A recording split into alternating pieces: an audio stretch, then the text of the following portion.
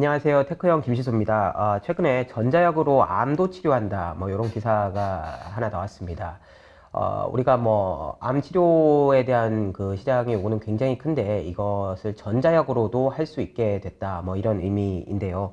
우리가 이 전자약이라는 개념은 좀 생소하죠. 그래서 오늘은 이 기사를 쓴 정현정 기자와 함께 전자약 또 뭐 디지털 신약, 디지털 치료제 이런 어떤 새로운 어떤 그 시장에 대해서 좀 알아보고 그 시장에 어떤 회사들이 있는지 한번 알아보는 시간을 가지도록 하겠습니다.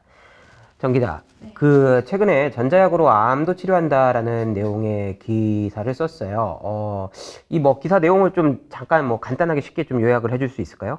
네, 국내 뭐 전자약 개발 스타트업인 뉴아인이라는 회사가 국내 최초로 이제 전자약의 암 치료 효과를 확인했다는 내용이었는데요. 최근에 이제 전자약을 활용한 세포 실험에서 그 배양된 세포에 48시간 동안 전기 자극을 준 결과 이 전기 자극을 준 실험군에서 대조군과 비교해서 70, 80%의 뭐 암 세포 감소율을 확인했다는 내용이었습니다.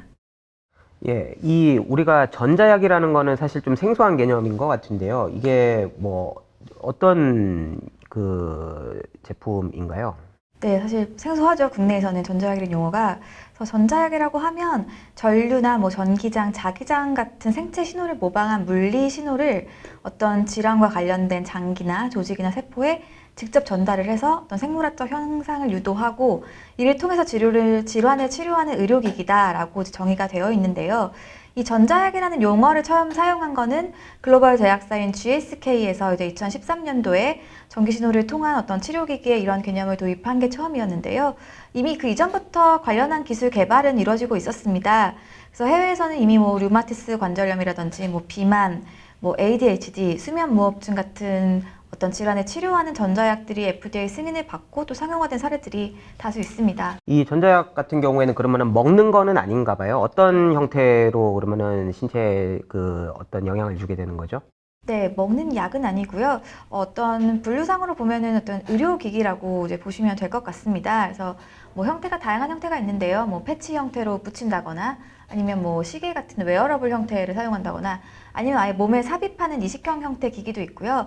이 기기에서 어떤 전기 자극을 일으켜서 그 이제 자극이 질환 부위에 이제 바로 작용하는 의료기기다라고 보시면 될 것 같습니다. 그 요즘에 전자약 말고 디지털 치료제라는 개념도 사실 뭐 가끔씩 들어볼 수 있는데 이 네. 디지털 치료제랑 전자약은 조금 다른 개념인가요? 네, 좀 혼동되는 경우가 많은데요. 그 디지털 치료제라고 하면 어떤 그 용어 정의를 보면 어떤 과학적, 임상적인 근거를 바탕으로 뭐 질환을 치료하는 소프트웨어 의료기기다라고 정의를 하고 있거든요. 쉽게 말해서 어떤 모바일 애플리케이션이라든지 뭐 VR, 게임 같은 형태의 소프트웨어로 질환을 치료하는 그런 프로그램이라고 보시면 되고요. 어떻게 이제 DTX, 디지털 치료제가 소프트웨어 형태라면 전자약은 이제 하드웨어가 있고 이를 통해서 어떤 전기 자극을 수반을 하는 의료기기다라고 보시면 될 것 같습니다. 이게 지금 디지털 치료제나 전자약은 아예 약이라고 네. 하는데 아까 그 이제 설명을 할 때 표현이 이제 의료기기다 이렇게 네. 얘기를 하는 했었거든요. 그러면 이게 법상으로는 이게 뭐 네. 약으로 분류가 되는 건가요? 아니면 의료기기로 분류가 되는 건가요? 두 뭐 카테고리 모두 법제상으로는 의료기기로 분류가 되고요. 뭐 하지만 이제 그 의료기기도 뭐 여러 종류가 있지만 임상을 통해서 유효성과 안전성을 좀 입증한다는 점에서 일반 어떤 건강관리 제품이랑은 좀 차별화가 되는 부분이고요. 또 이제 이게 또 신약 개발 프로세스와 비슷하게 어떤 특정 적응증을 설정을 하고 또 이제 이 규명한 기전에 따라 치료 효과를 입증해야 된다는 점은 어떤 신약 개발의 프로세스와 닮아 있습니다. 그래서 하지만 뭐 보통 의약품들이 어떤 동물 실험이라고 불리는 전임상, 1상, 2상, 3상을 거쳐서 상용화가 된다면 디지털 치료제나 전자약은 전임상 이후에 탐색 임상과 확정 임상 이렇게 한 두 개 정도의 단계를 거쳐서 상용화가 된다는 점이 조금 차이점은 있습니다.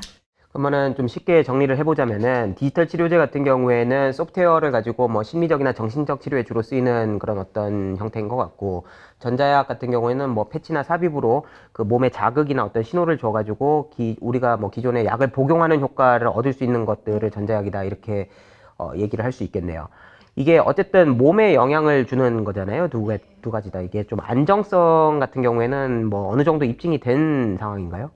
네, 사실 이게 어떤 규제 기관에 또 허가를 받은 제품이고 또 여러 단계의 임상 시험을 거쳐서 치료 효과와 안정성을 입증해야 승인이 나오는 부분이기 때문에 어쨌든 뭐 식약처든 FDA든 승인을 받았다, 상용화 됐다라는 의미는 치료 효과의 안전성을 입증했다고 볼 수 있고요.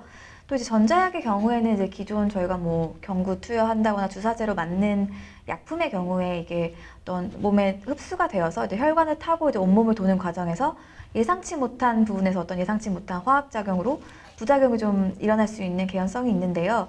전자약의 같은 경우에는 그 특정 질환 부위에 좀 국소적으로 작용을 하기 때문에 어떤 다른 정상세포에 미치는 좀 영향이라든지 화학적인 부작용은 낮다, 뭐 이런 인식이 있습니다.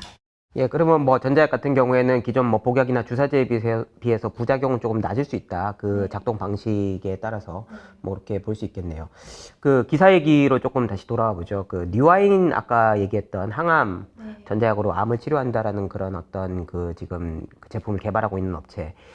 항암 치료에 이렇게 전자약이 적용이 되는 게 뉴아인이 처음인가요? 네, 국내에서는 뉴아인의 사례가 처음입니다. 해외에서는 그 이스라엘 노보큐어라는 업체에서 전자약을 항암 치료에 이제 적용한 선례가 있는데요. 노보큐어 같은 경우에 이제 악성 뇌종양을 전기장으로 치료하는 기술을 개발해서 이걸 좀 웨어러블 형태의 뇌종양 치료기기로 지금 FDA 승인을 받아 상용화를 했고요. 이 노보큐어라는 업체가 또 이제 뇌종양 외에 폐암, 뭐 췌장암, 난소암, 간암을 대상으로도 임상 시험을 진행하고 있는데요. 최근에 이제 폐암 임상 중간 데이터에 대해서 좀 긍정적인 시그널이 나오면서 주가도 급증하고 좀 화제가 됐던 사례가 있습니다. 예, 뭐 그러면은 뉴아인 같은 경우에는 지금 이제 이 전자약으로 암을 치료하는 이런 제품들은 언제쯤 상용화가 될 수 있다 이렇게 보시나요? 네, 그 뉴아인 같은 경우에 이제 세포 실험이 끝났고요. 올해 하반기에 이제 이 결과를 바탕으로 동물 실험을 진행한다라는 계획입니다. 그래서 내년부터는 유방암과 뇌암을 적응증으로 해서 임상 시험을 시작한다는 계획이고요. 임상 시험을 이제 거쳐서 한 2024년 정도에 인허가 시판을 추진한다는 계획으로 알고 있습니다. 이 어쨌든 항암 치료라든지 앞서 말했던 그런 질병들은 이미 이제 많은 약들이나 어떤 그 치료법들이 개발이 되고 있는데 최근에 뭐 전자약이라는 개념들이 좀 특별히 주목받는 이유가 있을까요? 네, 사실 뭐 전통적인 방식의 이제 신약 개발이 좀 한계에 부딪혔기 때문에 이제 많은 제약사들이나 기업들에서 다른 돌파구를 좀 찾으려는 그런 좀 상황이 있는 것도 있고요. 또 이제 기존 뭐 의약품이나 의료기기의 경우에는 이거를 많이 생산하면 할수록 뭐 추가적인 공장이라든지 원재료 비용이 들어가는데 뭐 이제 소프트웨어 형태 디지털 치료제라고 하면은 이거를 좀 개발만 해놓으면 이걸 추가적으로 또 이제 생산하는 데 뭐 다른 비용이 들지는 않기 때문에 좀 투자자들이 많이 그 부분에 주목을 하고 있는 것 같습니다. 또 이제 전자약이나 디지털 치료제 모두 어떤 플랫폼을 개발을 해놓으면 이를 기반으로 좀 확장성을 높일 수가 있고요. 또 최근에 이제 뭐 코로나19 때문에 워낙 비대면 의료가 화두가 되다 보니까 재택 기반에서 치료를 할 수 있는 디지털 치료제나 전자약이 좀 주목을 받고 있는 것 같습니다. 예, 그 효과도 있고 이렇게 안정성도 어느 정도 검증이 된 상황이라면은 시장이 이제 형성이 될 것 같은데 이 전자약 시장은 어느 정도나 지금 현재 형성이 돼 있나요? 네, 뭐 시장 조사 업체별로 조금 차이가 있긴 하지만요. 2025년 정도에 한 10조 원 규모의 시장을 형성할 것이다 이런 전망이 나오고 있습니다. 10조 원 규모면은 작지는 않은데 그러면은 우리가 이제 이 시장에서 활동하고 있는 주요 좀 기업들이나 플레이어들을 좀 짚고 넘어가야 될 필요가 있을 것 같아요. 일단 뭐 전자약 분야 우리가 먼저 살펴봤던 전자약 분야에는 뭐 어떤 기업들이 있나요? 네, 국내의 경우에는 이제 앞서 말씀드렸던 뉴아인이라는 회사가 있고요. 또 와이브라인이라는 업체가 이제 치매와 우울증 치료 전자약을 개발 중인데요. 최근에 이제 식약처로부터 우울증 치료기기에 대해서 처음으로 시판 허가를 받았습니다. 또 이제 리메드라는 업체도 뭐 난치성 뇌질환이라든가 만성 통증 분야 전자약을 개발을 하고 있습니다. 이 중에서 이제 와이브레인과 뉴아인은 내년에 목표로 이제 코스닥 상장을 준비 중이고요. 뉴아인은 지금 시리즈 C 투자 유치를 진행을 하고 있다고 합니다. 네. 디지털 치료제 분야에서도 뭐 활동하는 우리 국내 기업들이 있나요? 예, 뭐 대표적으로는 최근에 상장한 라이프 시멘틱스라는 업체가 있고요. 이 업체는 호흡기 질환 환자를 대상으로 한 뭐 이렇게 소프트웨어 의료기기를 개발해서 임상 허가를 신청한 상태고요. 또 이제 최근에 빅싱크 테라피틱스라는 회사는 오염 강박증 치료제로 이제 미국에서 임상을 시작을 할 예정입니다. 또 지금 뉴넵스라는 업체는 식약처 허가를 받아서 임상 시험을 진행을 하고 있는데요. 이 업체는 이제 뇌 손상 때문에 생기는 시야 장애를 치료하기 위해서 이제 가상현실 기반 디지털 치료제를 개발을 하고 있습니다. 또 이제 삼성전자의 그 스타트업 육성 프로그램 C랩에서 스핀오프한 웰트라는 기업도 있는데요. 이 기업도 이제 알코올 중독과 불면증 디지털 치료제를 개발하고 있습니다. 예, 뭐 언뜻 봐도 뭐 대여섯 군데에 굉장히 좀 어떤 그 앞서가는 기업들이 있는 것 같습니다. 약이라는 게 그렇죠. 우리가 그 제품 고유명사가 치료법의 대명사가 되기도 하고요. 특히 뭐 이 전자약이라든지 그 디지털 치료제 같은 경우에는 글로벌에서 시장이 열리고 있는 상황이다 보니까 우리 기업들이 글로벌 시장에서 주요한 플레이어로 잡을 수 있는 그런 기회들이 충분한 것 같습니다. 예, 약의 용법이 진화하면서 이제 환자들도 도움을 더 많이 받을 수 있을 것 같고요. 예, 오늘은 디지털 치료제 전자약에 대해서 정현정 기자와 함께 알아봤습니다. 예, 감사합니다.